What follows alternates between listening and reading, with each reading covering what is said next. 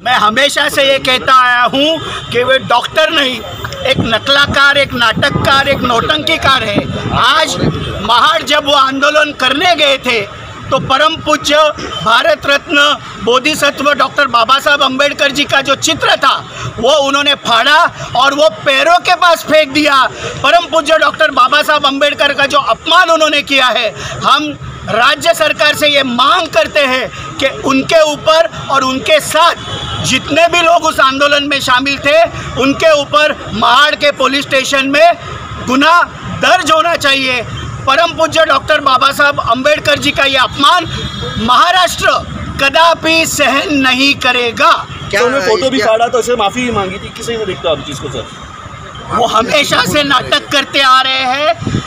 मनुस्मृति का विरोध राष्ट्रवादी कांग्रेस पार्टी भी करती है। हमारे राष्ट्रीय अध्यक्ष, राज्य के उप मुख्यमंत्री माननीय अजीत दादा पवार साहब ने स्पष्ट कर दिया था कि मनुस्मृति के श्लोक किसी भी परिस्थिति में पाठ्यक्रम में नहीं आएंगे, पर जिनको नौटंकी नाटक करने की आदत है उनके दिल में क्या है वो फोटो फाड़ते में साफ दिखाई देता है। इसलिए वो अब कितनी भी माफ़ी मांगे, महाराष्ट्र और महाराष्ट्र का तमाम दलित और बहुजन समाज, पुरोगामी समाज उन्हें माफ़ नहीं करेगा।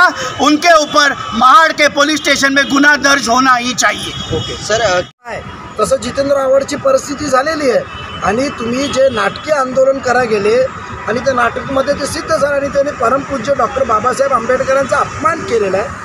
परांजपे साहेबांनी जसं सांगितलं, आम्ही तातडीने महाड तिथे रायगड एसपींना फोन केलेला आहे आणि महाड पोलीस स्टेशनला तातडीने गुन्हा दाखल करण्यात यावा, असा आपली अपमान सहन करणार नाही।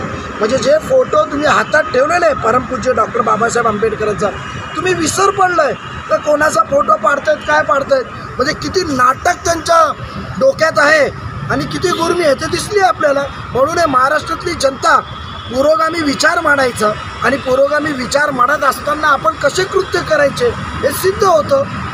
म्हणजे फक्त त्या जीवावर खोटं आणि खोटंच म्हणणं आहे त्यांच्या मनात आणि त्या समोर आलेलं आहे।